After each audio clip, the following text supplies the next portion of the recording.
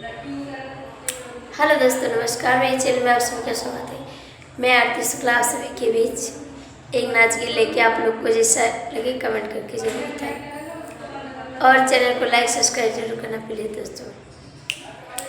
एक पैसा नहीं तुहरे जेबवा में, काहेली हला बुलाटवा दहेजवा में, काहेली हला बुलाटवा दहेजवा में। एक पैसा नहीं तुहरे जेबवा में, काहेली हला बुलाटवा दहेजवा में।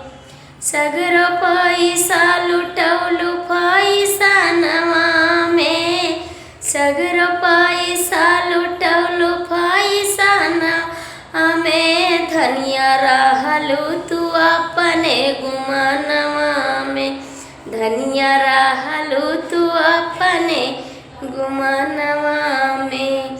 गुमानवा में हो गुमानवा में, धनिया रहलू तू अपने गुमानवा में।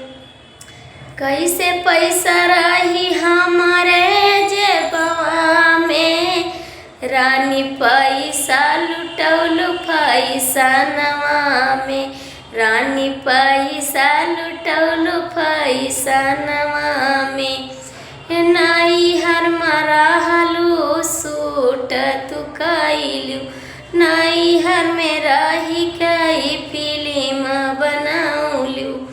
सूट करौरू ससुरारिया में, कैसे रही पैसा धनिया मोर जेबवा, कैसे रही पैसा धनिया मोर जेबवा में। तू तो रहेलू हरदम गुमानवा में, कैसे रही धनिया पैसा मोर जेबवा में, कैसे रही धनिया पैसा मोर जेबवा में।